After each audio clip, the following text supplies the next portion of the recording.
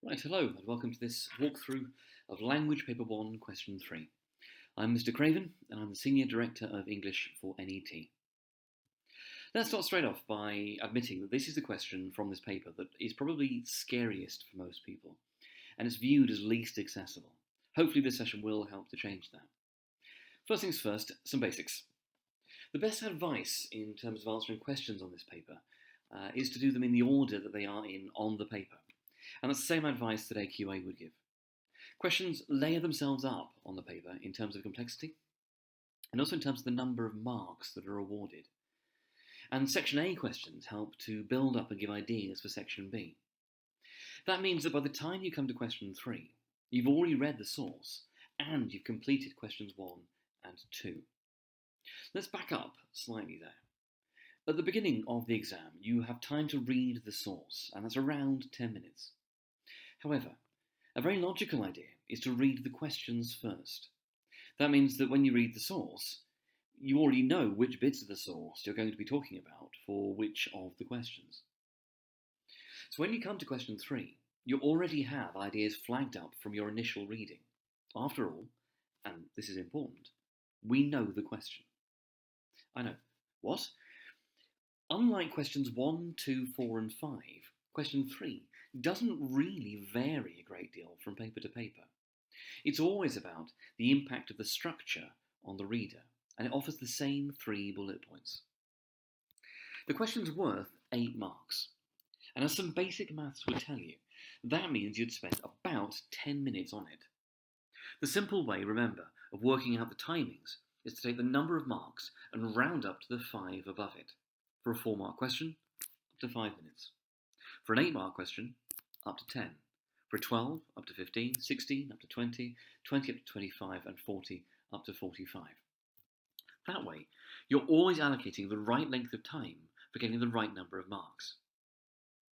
Now, I've come across students and even staff who decide to take 5 minutes off, say, section B, to spend more time on this question because it's a hard question. But that means they're taking time away from the 40-mark question to try and gain more marks on the 8-mark question. And I'd imagine it's fairly clear as to why that's a really silly idea, with the same applying to taking time off question 4. It's perfectly possible, with practice, to produce a full mark answer for question 3 in 10 minutes, and it's ridiculous to take time away from higher tariff questions for it. There are more marks for them, and therefore there's more marks to be gained. Third question, structure, 8 marks, 10 minutes, 3 points. So, at this point in the exam, we are about 20 to 25 minutes in, depending on how long question 1 took. We've read the source, we've answered questions 1 and 2, and we're ready to annotate the question quickly for question 3. There's 2 key reasons for doing this. One is that it ensures that you know what you're doing, and that's especially important during the year when you're writing practice responses. The other reason is that it shows the examiner that you know what you're doing, and that's absolutely invaluable. So we have the question. What do we want to pick out? Well, we'll circle whole of the source, obviously, since we need to remember to look at the whole thing. Obviously, we're also going to want to highlight the word structure or structured. That's a given. Here, structure is referring to the order of things in the text. And just in case that isn't clear, the bullet points help to signpost key things to look at. How the text begins for the first bullet point, how and where it shifts and changes for the second, and any other features for the third, which for most people means looking at how the extract ends.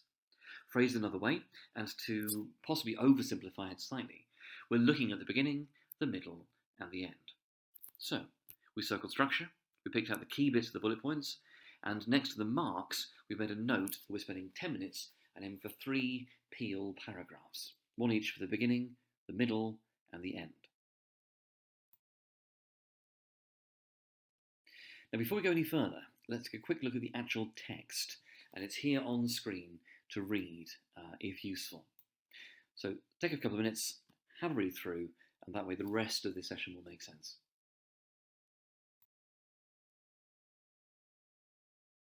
Now, at the beginning of any extract, there are certain predictable things that tend to come up, and that also have relatively predictable effects. These include a character. After all, without a character, we have no one to focus on, no one to engage with.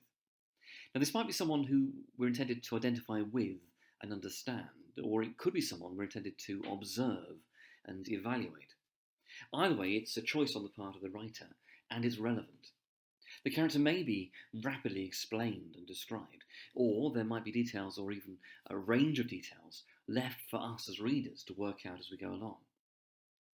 A perspective is another thing. Now, this might be the character's point of view, or it might be like an observational perspective, first person or third person, to phrase it a different way. Either way, it links to the presentation of the character, and it has a particular set of effects in terms of the thoughts and emotional engagement of the reader. A setting is also a predictable thing. It's hard to picture anything or anyone without situating them somewhere, and the choice of location can also help to reveal things about them. It also creates or adds to the creation of a tone or an atmosphere. And again, that's something predictable that we'll find in more or less any extract, a tone or an atmosphere.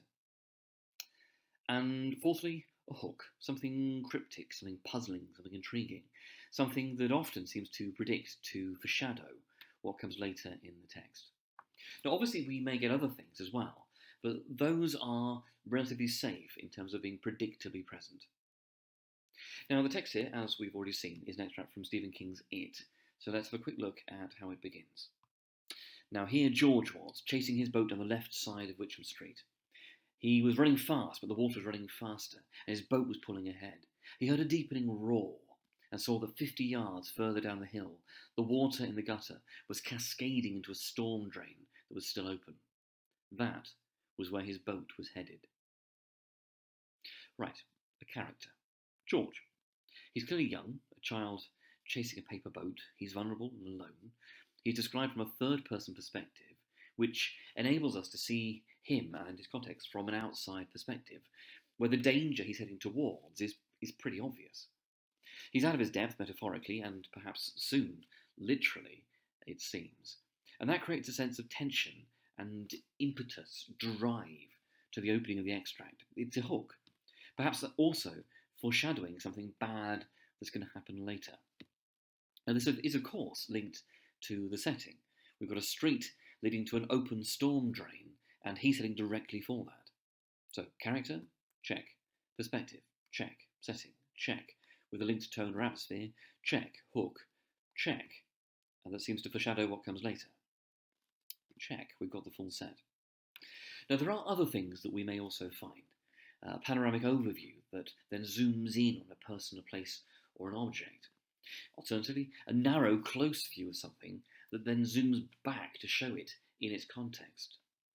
Beginning with dialogue, so that we're immediately in the middle of whatever's happening in terms of the characters. Following a non-linear structure where the extract actually starts with the end and then flashes back to show how it happened, and so on. Now, these are less reliable, but they're still fine to talk about if they do actually crop up. A simple rule of thumb is that if it's something you could comment on were at a film or a television program, you can also talk about it in terms of story. So, first bullet point sorted, for now. After all, we've got a whole bunch of points that we could discuss here, and we've only got one paragraph in which to do it. More of that later. The next bullet point from the question asks for any shifts or changes. Now again, there are some predictable things to look for. A good starting point is to think about paragraphs. I mean, after all, why does someone begin a new paragraph in a piece of writing?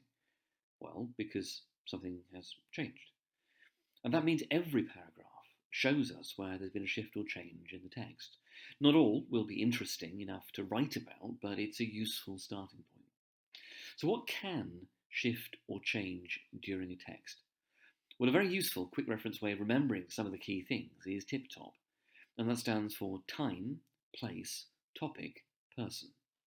And those are, if we're cutting through it all, probably the four main things that can change. Again, each one's got a reasonably predictable effect.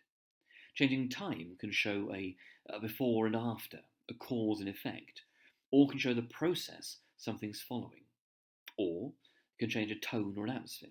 Changing place again can shift the tone or atmosphere and allows us to see and therefore understand what's happening and the characters differently. Changing topic can also work in pretty much any of those ways. Changing person is an interesting one. Now, this might be a complete shift of the character, which of course allows us to compare and contrast the different characters.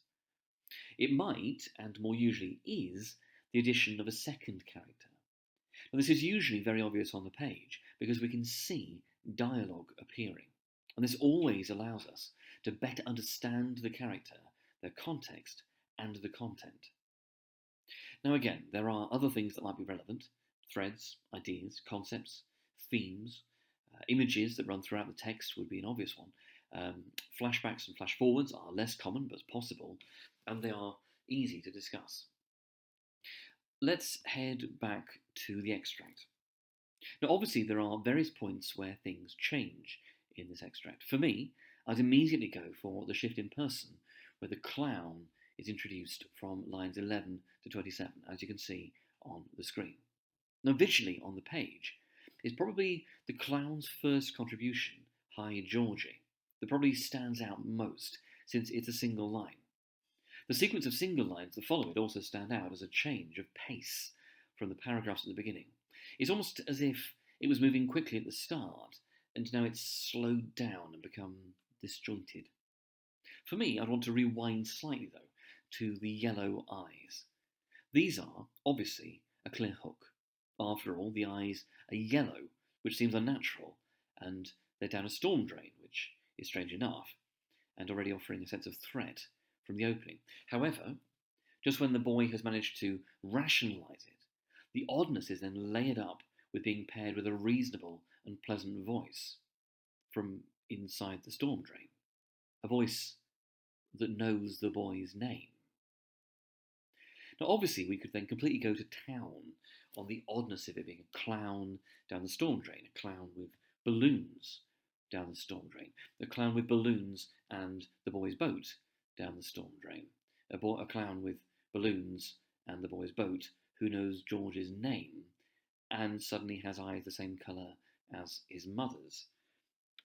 King is clearly layering up the tension here and building the sense of foreboding, the sense that the drain, the animal-coloured eyes, the shifting and changing of the person in front of George are all foreshadowing something awful later in the story.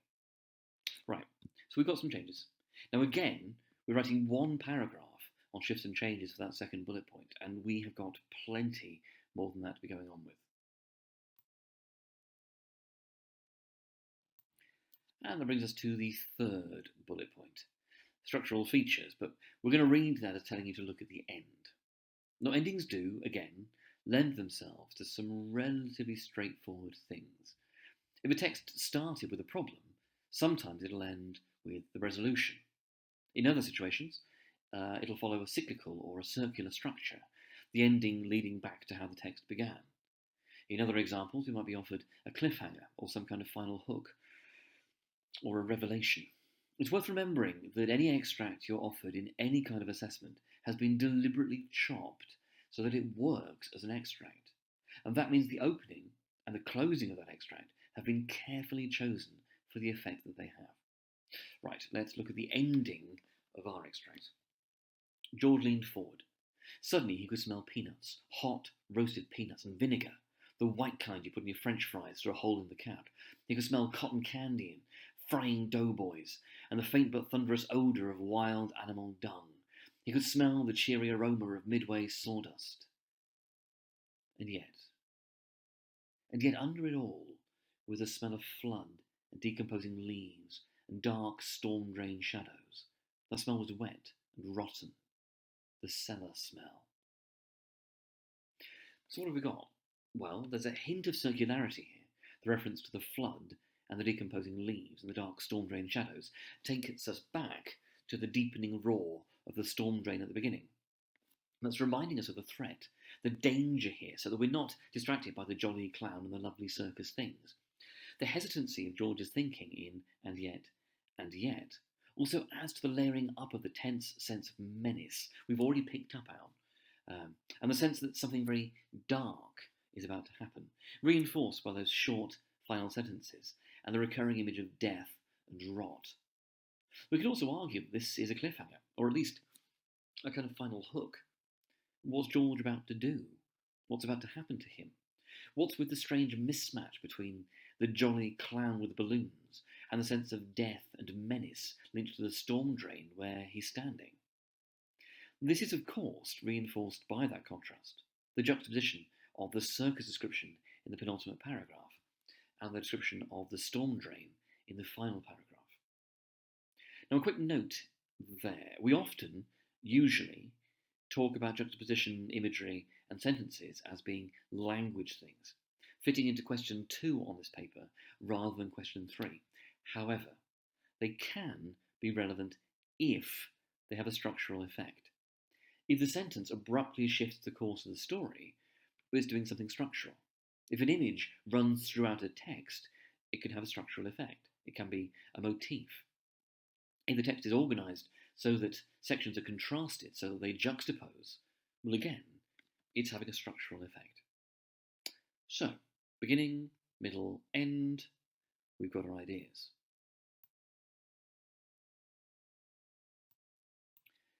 If we look at the marks scheme quickly, it's asking essentially for 3 things. And you'll spot those 3 things throughout each level of the mark scheme. So the bottom bullet point in each level is referring to the same thing, the middle one, the same thing, and the top one, the same thing. And those 3 things are features and effects, references and or examples, and terminology. Or, phrased another way, we need to pick out structural things, say where they are, say what they're called, and say what they do. Now, hopefully you'll realise at this point that if we follow the Peel paragraph structure, we're kind of already doing all of those things.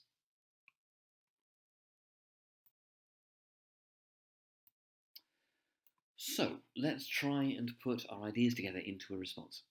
Now, if you've got your copy of the NET English Language Recipe book handy, well, firstly, good for you, it's an amazing resource.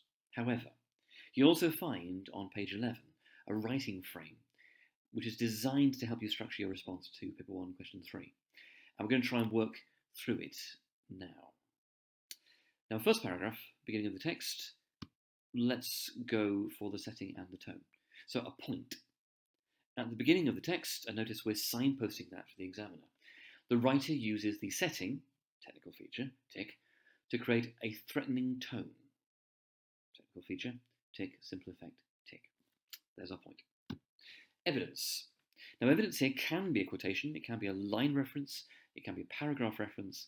It doesn't have to be necessarily a quotation, but it can be. So, our evidence.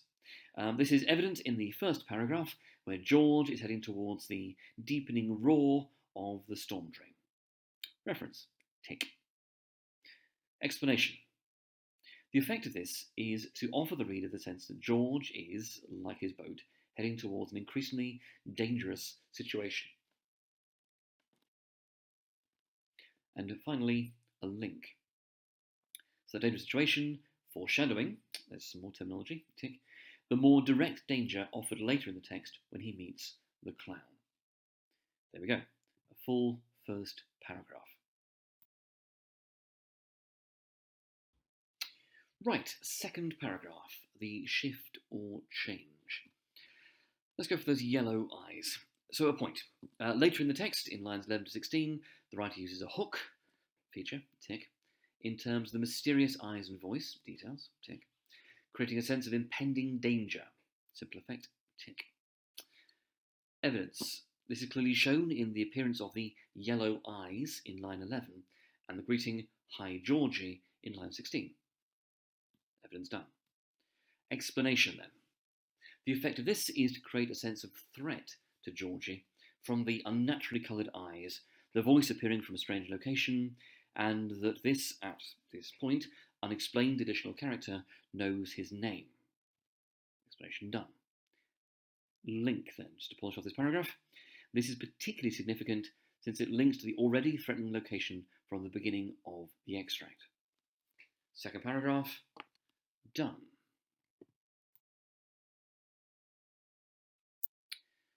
And that just leaves us our third and final paragraph. So let's head for that point about the location at the end. So, point. By the end of the text, the writer draws together the lurking threat to George through the circular development of the setting. Evidence. This is clearly shown in lines 39 to 40, with the references to the smell of flood and decomposing leaves, and the dark storm-drained shadows. Now I'm going to run the explanation and effect together here to get a little bit of like an overview of the whole extract. The effect of these is to link the reader back to the deepening roar of the storm drain from the beginning, layering up the tense sense of menace running through the whole text through the sharply contrasting atmosphere of death and the apparently jolly description of the clown, giving the whole extract a sense of terrifying inevitability. There we go, whole thing drawn together at the end in that final third paragraph.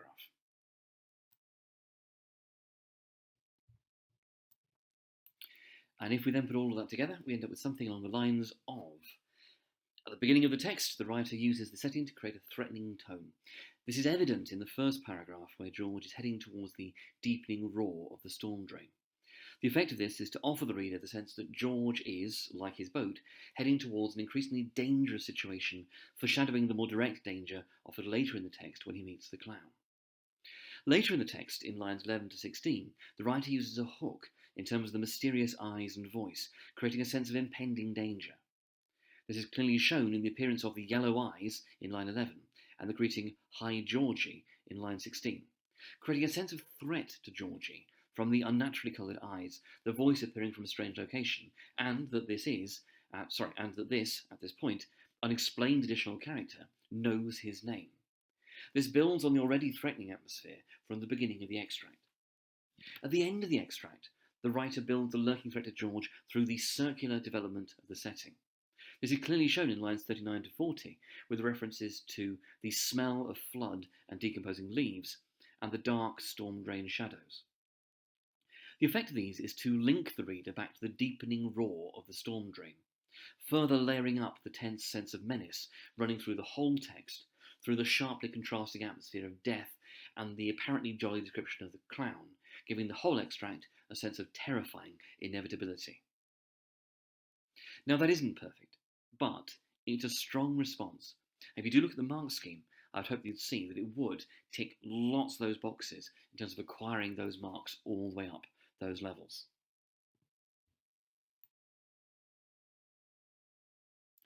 And that is essentially question 3, the structure question. In simple terms, just try and remember the absolute basics. Structure is about the order of things. We know the question, we know what to look for and where, and we can partially predict the effect of any features that you're going to find. Thirdly, 8 marks, 10 minutes, start, middle, end. And lastly, the Peel paragraphing: point, evidence, explanation, and link. Many thanks for listening.